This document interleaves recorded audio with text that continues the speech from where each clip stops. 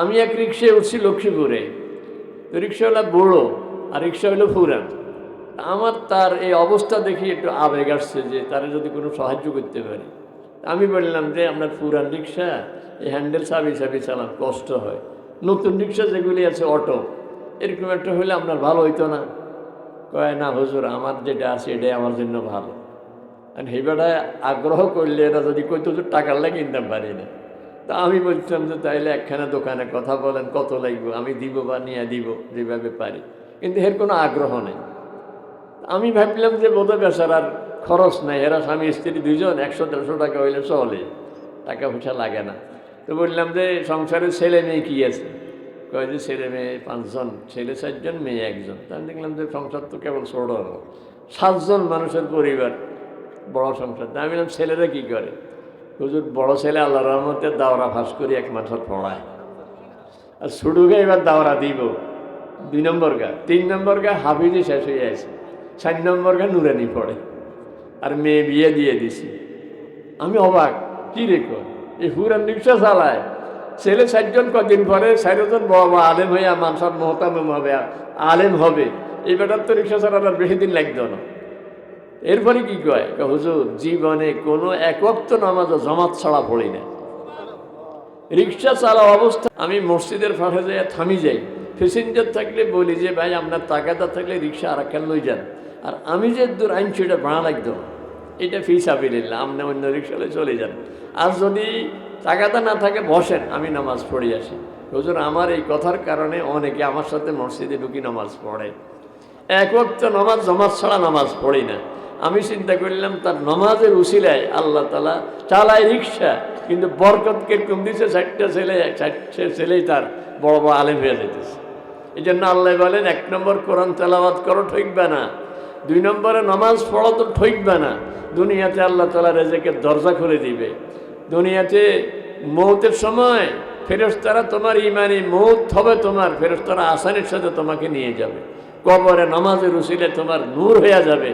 হাসরের ময়দানে নামাজ তোমার জন্য সার্টিফিকেট হবে। এই সার্টিফিকেট দেখাইয়া তুমি জান্নাতে চলে যেতে পারবে। কি বলেন ভাই, নামাজ কি ছাড়বো? আর যুবক ভাইয়েরা, নামাজ কয় ওয়াক্ত?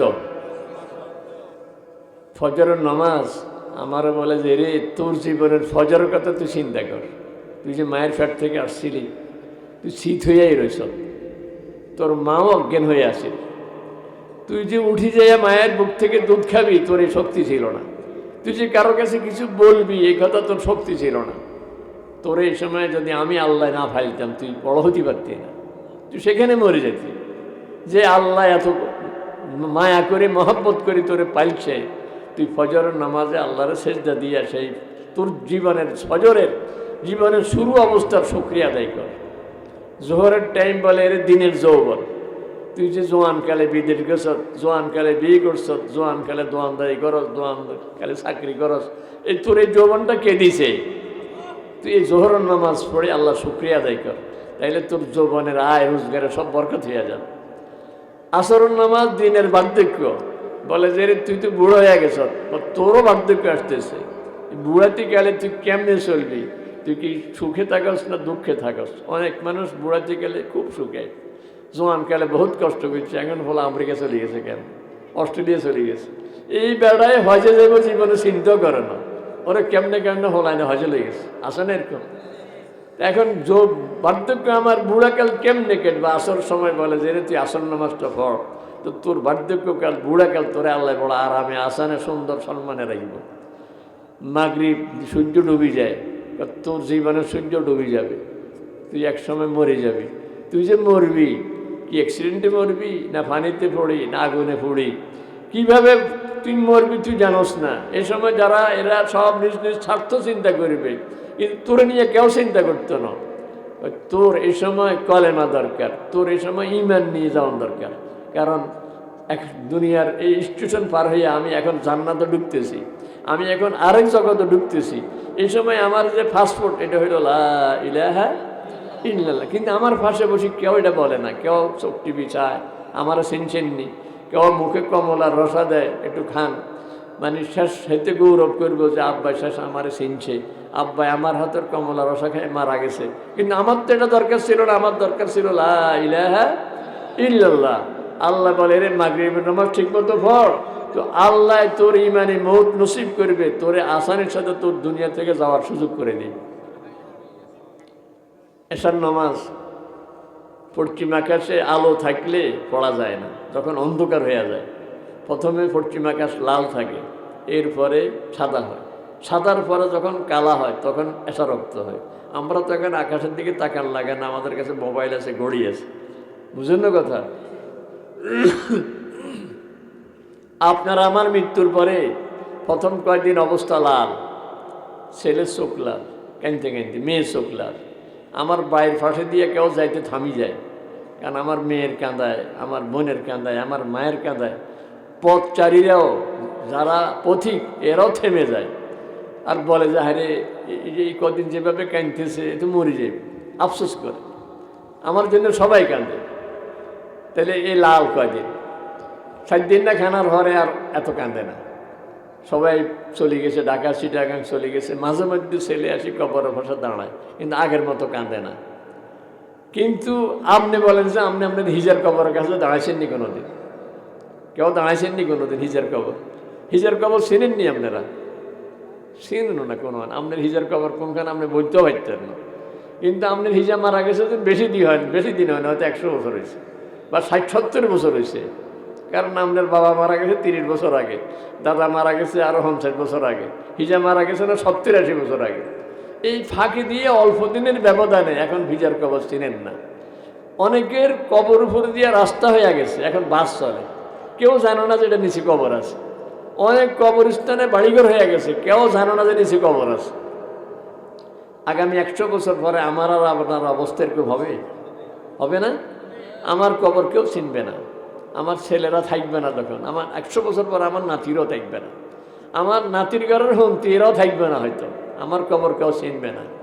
কিন্তু কবরে আমার হয়তো বিপদ চলতেছে, অথবা আমি খুব সুখে আছি।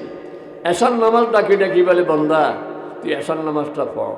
দুনিয়ার মানুষ তোর কবর জিয়ারত করুক আর না করুক, তোর কবর চিনুক আর না চিনুক, তোর কবরের ভিতরে আমি তোকে বড় শান্তির সাথে রাখি। আমাদের বাংলাদেশের একজন বড় আলেম ছিলেন মহিউদ্দিন খান রহমতুল্লাহ আলাই। উনি একটা পত্রিকা বাইর করতেন মাসিক আলমদিনা। আলমদিনে একটা লেখা উঠছিল একবার, মনে হয় 1993 সনে বা এরকম কোন সনে। ওখানে লিখছে যে এই ভারতের পাক ভারতের কোনো এক এলাকায় সরকারি একটা খাল খনন হইতেছিল। পরে ইঞ্জিনিয়ার তদারকি করতেছে, লেবাররা কাজ করে। হঠাৎ করে লেবাররা সব এক জায়গায় জড়ো হয়ে গেছে। ইঞ্জিনিয়ার সব খুব রাগ করে ওখানে গেছে, এখানে তামসানি সব জড়ো হয়েছে। ওখানে স্যার মাটি যত খুঁড়ি তত গ্রাম বাইরে। আমরা এটা দেখার জন্য কি ব্যাপার কি, এখানে কি আছে, যত মাটি খুঁড়ি তত গ্রাম বাইরে। তো ইঞ্জিনিয়ার নিজেও দাঁড়াই গেছে শেষে, ঘটনা নাকি ঘুরতে ঘুরতে এটা লাশ বাইরে এসে, লাশ থেকে এরকম গ্রাম। দেখেন এটা খাল খনন করতে গেছে আর লাশ এটা পাইছে। কোন সময় এখানে চর ছিল, আবার পরে দিয়া খাল হয়েছে, আবার পরে আবার চর পড়ছে, এটা যাইতে যাইতে কত নিচে চলে গেছে। এখন এই লাশ বাইরে আছে, এই লাশের থেকে গ্রাম একবারে তাজা লাশ, যেমনে রাখছে এমনি রয়েছে, কত শত বছর আগের লাশ, আল্লাহ ভালো জানে। এই জন্য এশার নামাজ বলেও বান্দা তুই এশার নামাজ ঠিক মতো পড়, তাহলে অন্ধকার কবরে যখন তুই অন্ধকারের মধ্যে থাকবি, তোর কবরের পাশে কেউ যাবে না, কেউ জিয়ারতও করবে না, কেউ দোয়াও করবে না। তোর নাতিরও চলে যাবে, নাতির ঘরের হন্তিরও চলে যাবে, তোর নাম কেউ স্মরণও করবে না। তখন আমি আল্লাহ এশার নামাজের কারণে তোর কবরের মধ্যে আমি শান্তিতে রাখি।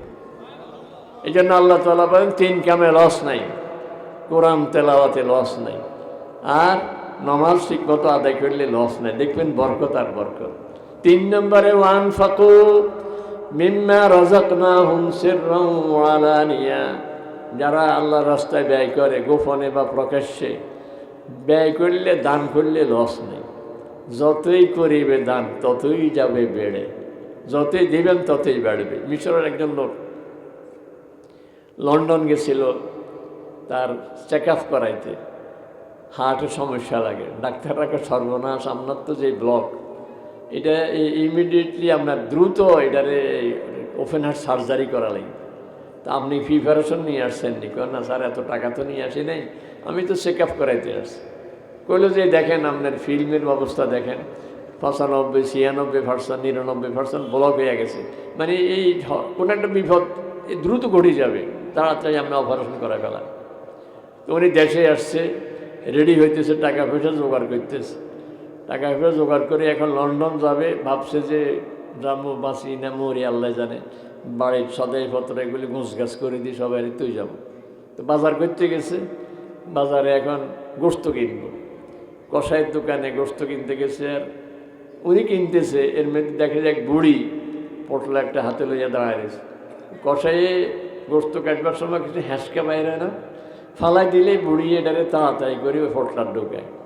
তো বলে যে বুড়ি হ্যাঁসকা লওকা, এ কিন্তু ফালাই দিছে। কয় আমি তো গোস্ত কিনতাম পারি না, হ্যাঁসকারে বাড়িতে নিয়ে ধুইয়া টুইয়া হলিদ মরিচ দিয়ে সিদ্ধ করি, বাচ্চাদেরকে নিয়ে খাই। তো বেচারার মনের মধ্যে একটা আবেগ সৃষ্টি হয়েছে, হায় আমরা গোস্ত খাই আর বেড়িয়ে হ্যাঁসকা টোকায় খায়। বলে তোমার কদ্দূর লাগব? আধা কেজি হইলে চাইল। তো কষাই রেখেলো যে আধা কেজি গোস্ত মাফি দাও। বেডিয়ে খুশি হয়ে এখন কোরবানোর সময় যে গোস্ত দেখছে, আত্মচক্র দেখানো, দোয়া করতে করতে চলে গেছে। ওই কষাইরে বললেন যে কত দাম, কত দাম? ধরেন 400 বা 500, ধরেন 400 ধরলাম, 400 টাকা। তো বললো যে শোনো, নিজের মধ্যে একটা আবেগ আসছে যে আমি তো লক্ষ লক্ষ টাকা জোগাড় করছি হার্ট অপারেশনের জন্য, টাকা তো আছে অনেক। বললো যে শোনো, তুমি এই 3 মাসে এই প্রতিদিন আধা কেজি করে দিলে কত লাগবে? এখন যদি 700 হয়, ধরেন মাসে 12,000, 3 মাসে 3 12 36,000। তাতে টাকা কষাইরে দিয়ে কইলো যে কারোর কাছে এটা কইবা না, বুড়িরও কইবা না, কারণ বুড়ি টাকার কথা শুনলে কইব গোস্ত লাগতো না, টাকা দেন, বাড়িতে ঘর করবো, এই করবো, এই করবো। বুড়িতে কিচ্ছু কইবে না, শুধু আসলেই আধা কেজি গোস্ত মাফি দিবে, এই কাম তোমার, টাকা আমি দিয়ে গেলাম। তো উনি এই ব্যবস্থা করে চলে গেছে লন্ডন। যাইয়া ডাক্তারের সাথে দেখা করে বললো যে স্যার আমি আসছি, রেডি হয়ে আসছি, টাকা পয়সা নিয়ে আসছি। ঠিক আছে, আগামীকালকে আসেন, অপারেশন হবে। তো অপারেশনে ঢুকার আগে দিয়ে তো ফাইনাল আবার পরীক্ষা নিরীক্ষা একটু করায়, পরীক্ষা নিরীক্ষা করাই। এখন বলতেছে আরে আপনি দেশে যাই চিকিৎসা করি, আবার এখানে আসছেন, কার কাছে গেছেন দেশে? কারণ আমি কারো কাছে যাইনি, কোনো ডাক্তার দেখাই নাই। কী বলেন, আপনারা আগের ফিল্মে দেখেন এই যে 99, 95% ব্লক, আর এখনকার ফিল্মে দেখেন আপনার হার্ট একবারে ক্লিয়ার, কিচ্ছু নেই, একবার ভালো একছে না। দিছে মাত্র এখানে 36,000 টাকায় না, কিন্তু ওখানে তো 36 লাখ টাকার কাম সারিয়ে গেছে, আল্লাহ সারাই দিছে। এই জন্য আল্লাহ তাআলা বলেন ওয়ানফাকু মিম্মা রাযাকনাহুম সিররাম ওয়া আলানিয়া, তুমি গোপনে প্রকাশ্যে দান করো আল্লাহর রাস্তায়, মাদ্রাসায় দাও, এলাকার কোনো গরিবকে দাও, কোনো আত্মীয় স্বজনকে দাও। তুমি যখনই দান করবে মনে রাখবে দানের কারণে সকল বিপদ আপদ থেকে আল্লাহ হেফাজত করবে। মৌতের সময়ে ইমানি মৌত নসিব হবে, এবং হাসরের ময়দানেও আল্লাহ তাআলা সৎকার উসিলায় রাসূল সাল্লাল্লাহু আলাইহি ওয়াসাল্লাম একবার ঈদের নামাজে, মহিলারা যেহেতু অনেক, পুরুষও অনেক, মহিলাদের এলাকায় ভিন্নভাবে ওয়াজ করার জন্য পুরুষদের ওয়াজ শেষ করি, জুমার নামাজ শেষ করি, ঈদের নামাজ শেষ করি, মহিলাদের এলাকায় গেছেন। গিয়া বললেন ইয়া মাশারান নিসা তাসাদ্দাকনা ফা ইন্নী উরিতুকুন্না আকসারা আহলিন নার, ও মহিলারা সদকা করো, কারণ জাহান্নামের মধ্যে আমি তোমাদেরকে সংখ্যায় বেশি দেখিয়ে আসছি, এই জন্য সদকা করো, জাহান্নাম থেকে বেঁচে যাবে। তো মহিলারা বলে ইয়া রাসূলুল্লাহ, আমাদের কোন দোষ যার কারণে, যে দোষের কারণে আমরা জাহান্নামে বেশি? রাসূল বললেন 2টা দোষের কারণে। এক হলো তোমরা তুকসের না লানা, কথায় কথায় ঠাডারে গজব করে দেয়, অনেক সময় নিজের ছেলেরে গজব দিয়ে ফেলায়, কিন্তু ডাক্তার ডুক্তর হুজুরে দিয়া হুয়ানি টুয়ানি যা আছে সব শেষ, ফলার ভালো নেই, ফলার শরীর ভালো হয় না, ডাক্তার বাড়ি খাওয়াইলে কামায় না, ওই যে মাঝের ঠাডারে গজব করে দিছে, একটু ঠাডার কারণে বাচ্চা এমন শেষ, কোনো ওষুধও ধরে না। এই জন্য মক্কা শরীফের ইমামের কথা আপনারা শুনছেন, ওনার মা বেশি রাগ হইয়া হুতেরে কইছিল আল্লাহ তোরে মক্কার ইমাম বানাই দেখ, এটা বদদোয়া দিছে এই কথা কইয়া, রাগ ঝাড়ছে এই কথা কইয়া আল্লাহ তোরে মক্কার ইমাম বানাই দেখ, রাগ করি কথা এটা কইছে, আর এমন মুহূর্তে কইছে দোয়া কবুল হওয়ার মুহূর্ত, মার কথা কামাল হয়ে গেছে। এর জন্য রাগ করি কইলে এরকম না কইবে, কিন্তু আপনি কইছেন তোর উপর আল্লাহর গজব হড়ক, ঠাডা হড়ক। অনেক সময় নিজের স্বামীর, নিজের বাপেরে, নিজের মারে, এমনকি নিজের ঘরের উপরে ঠাডা দেয়, নিজের যে কোনো জিনিসের ঠাডারে গজব বেড়ে দেয়। এই কারণে তোমরা জাহান্নামে বেশি। আরেক কারণ হইলেও অতাকফুরনাল আশির, তোমরা স্বামীর বেশি নাশকরি করো। সারা জীবন সবসময় তার সদাই আনছেন, একদিন কোনো কারণে বাজার থেকে আনতে মনে ছিল না। আমরা তো সারা জীবন দেখছি আমারটাই মনে থাকে না, বেগের মনে থাকে, একদিনও না মনে আসেন না। এইটা হইলে মহিলাদের এই দুই দোষের কারণে। তবে আমার ওই মহিলাদের দোষ বলা উদ্দেশ্য নয়। আল্লাহ রাসূল বলছেন সদকা করো, সদকা করলে কিন্তু জাহান্নাম থেকে বাঁচে যাইবে।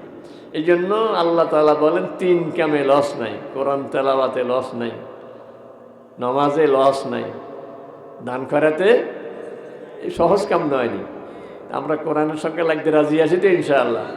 এই যে নূর আহমদ ইসলামিয়া মাদ্রাসা, এটাকে আমরা মহাব্বত করবো ইনশাআল্লাহ, রাজি আছি। নিজেদের ছেলে মেয়েগুলো এখন ভর্তি হওয়ার সময় আসতেছে, আগে কোরআন শরীফ পড়াইয়া দিই, 3 বছর কোরআন শরীফ পড়াইয়া এরপরে যদি আপনি চিন্তা করেন হুজুর আল্লাহর জন্য আমি ছেলেরা ডাক্তার বানাবো, ইঞ্জিনিয়ার বানাবো, আপনার ছেলে ডাক্তার ইঞ্জিনিয়ার হইলেও নমাজি হবে, সহিশুদ্ধ কোরআন তেলাওয়াত হবে। আপনি মারা গেলে আপনার কবরের পাশে দাঁড়ায় কবর জিয়ারত করতে পারবে। আমার লক্ষ্মীপুরের একজন কানাডার ইউনিভার্সিটির প্রফেসর, বুঝলেন না, কোনো লক্ষ্মীপুর কলেজের মাঝদি কলেজের নয়, কানাডার ইউনিভার্সিটির প্রফেসর, আমার লক্ষ্মীপুরে বাড়ি। লক্ষ্মীপুরে বাড়ি আসছেন, তা আমারও দাওয়াত দিচ্ছে একটা দোয়ার প্রোগ্রাম। হুজুরা সবাই তো দুরূদ শরীফ পড়ে, এটা সেটা পড়ে। উনি আমার পাশে বসা, উনি সূরা ইয়াসিন পড়ে, আমি শুনতেছি উনি বসে উঠে সূরা ইয়াসিন পড়ে। তো পরে দোয়া আমি করছি, দোয়ার শেষে বললাম আপনি সূরা ইয়াসিন পারেন? কইছে কী বলেন, ছোটোবেলায় টুমছার মানুষের ছাত্র জাগিয়ে রাখি আম্মায় যে হড়াই দিছে ছোটোবেলায়, এটা এখনও বলি নাই। ছোট্টবেলার পড়ায় না, এখন কানাডা ইউনিভার্সিটির প্রফেসরই করে, কিন্তু ছোটোবেলার পড়া মনে আছে। আপনি 3 বছর নুরানি পড়াই দেন, আপনার এই ছেলে সহিশুদ্ধ নামাজ পড়তে পারবে, আপনার জানাজা পড়াইতেও পারবে, মসজিদে জুমার নামাজের ইমামতি করতে পারবে। একদিন যদি ইমাম সাহেব না আসে, নুরানি পড়েন না বাচ্চা বলতে পারবো বড় হইলে। এখন তো ছোট্টের জন্য ইমামতি করতে পারতো না, যখন বড় হইব বলবো যে আপনারা চিন্তা করে ইমাম সাহেব না আসলে আমি পড়াই দিতে পারবো। আর হেঁটে পড়ব খুতবা, এতে মুখস্থ খুতবা পড়ে দিব, এর কোনো খুতবার কিতাবও লাগবে না। এই জন্য নুরানির সম্পর্কে আমি বলি আফতাব মদ্দলিলে আফতাব গর্দলিলে কি জুয়াদা জোয় রো মাতা, গর্দলিলে জুয়াদা জোয় রো মাতা। সূর্য একজনের কবে সূর্য উঠছে নি, উঠছে, প্রমাণ কি? সূর্যের দিকে চাও, সূর্যের প্রমাণ সূর্য নিজেই। নুরানি মানুষের প্রমাণ নুরানি মানুষ নিজেই। কি বলেন? নুরানি মানুষ যেখানে আছে সেখান দিয়ে হাঁটতেও বোঝা যায়, বাচ্চাদের সালাম দেওয়ানোর ডকে বোঝা যায় এটা নুরানি মানুষ আছে না। বাচ্চা তো সুন্দর করে সালাম দেয় কেমন। আরও 40 বছর আগে যখন নুরানির এত প্রচলন ছিল না, আমি লক্ষ্মীপুর থেকে আমার মাদ্রাসা যেতেছি 3-4 মাইল দূরে, একটা বাচ্চা সালাম দিচ্ছে, আর আমি রিক্সাওয়ালারা বললাম রিক্সা থামা, ওলাগানো ডাক নাকি, বললাম যে তোমার বাড়ি কই? বাড়ি হইলো জোকসিন। এখানে কি জন্য? কেন এখানে আমি জানি নুরানি মাদ্রাসা নাই, এখানে নানার বাড়ি। তো পড়ো কোথায়? অমুক নুরানি মাদ্রাসা। আমি তো শুধু সালামের কারণে, যে সুন্দর করে সালাম দেয়, আসসালামু আলাইকুম ওয়া রাহমাতুল্লাহি ওয়া বারাকাতুহু, দেখছেন না সালাম। এই জন্য নুরানির প্রসার, নুরানির প্রমাণ নুরানি মানুষ নিজেই। এখন অবস্থা দেখছেন না, প্রাইমারি স্কুলে বিস্কুট দেয়, উপবৃত্তি দেয়, দুপুরে আবার মাঝে মধ্যে কি বিরিয়ানি বেড়ে খাওয়ায়। এত কিছুর পরে ফলাফল 100 নাই, প্রায় এখানে 50-এর নিচে নামে গেছে। এখন শুনতেছি আবার গানের শিক্ষক একজন দিব, বুঝছে বলেন না, গান টান গাই, এটা দিলে আরো মাই শেষ হয়ে যাবে। বুঝলেন না কথা? আমরা ফার্স্ট অফ দিয়েছিলাম একজন নুরানি শিক্ষক দেন, কারণ এই প্রাইমারি স্কুলে আমরা পড়ছি, আমরা চাই প্রাইমারি স্কুলগুলি টিকুক। বুঝলেন না কথা? আমরা প্রাইমারি স্কুলে পড়ে বড় হয়েছি না, কিন্তু এইগুলি টিকুক। টিকানোর জন্য আমরা পরামর্শ দিয়েছি। লক্ষ্মীপুর জেলার আইন শৃঙ্খলার মিটিংয়ে প্রতি মাসে আমিও থাকি, এখানে আমি স্পষ্ট বলছি যে নুরানি একজন শিক্ষক নিয়োগ দেওয়ার জন্য আপনারা জেলা প্রশাসকরা সরকারিভাবে লেখেন। এইটা ছাড়া যত বিরোধিতা করেন আমাদের মাদ্রাসাগুলির কামাইতো না। মানুষ ঘরে ঘরে পড়াইয়া বলা হয় না কোরআন শরীফ শিখে, আপনারা শিখানোর ব্যবস্থা করেন। তাহলে আল্লাহ তাআলা আমাদের সকলকে কবুল করুক, কোরআনের সঙ্গে লেগে থাকবে। যদি কোরআন শরীফ পড়তে না পারি, কমপক্ষে দৈনিক ঘরের মধ্যে শোয়ার আগে দিয়ে অজু টুজু করে কোরআন শরীফ লইয়া চোখের পানি ফেলবো। আল্লাহর কালাম, কার কালাম? নিজের হুতে সিঁড়ি লেগছে বিদেশের তখন খুব আদর লাগা, নিজে পড়তে নারেন না বাংলা, ওই কারো দিয়ে একবার হড়াইছেন বুঝছেন, এরপর বালিশের নিচে রাখি দিয়েছেন। মাঝে মধ্যে সেটি খুলি আমার হুতের লেখা, মাঝে মধ্যে নাকে লাগান, মাঝে মধ্যে সুমা দেন, আমার হুতের লেখা, জাদুর লেখা। এই কোরআন কার কালাম? আল্লাহকে দেখি নেই, কিন্তু আল্লাহর কালাম আমাদের সামনে। এই জন্য তিন জিনিসের দিকে তাকাইলেও লাভ, কোরআন শরীফের দিকে নজর করলেও লাভ, মা বাবার চেহারার দিকে মহাব্বতের সাথে নজর করলে হয়তো সোয়াব লেখা হয়।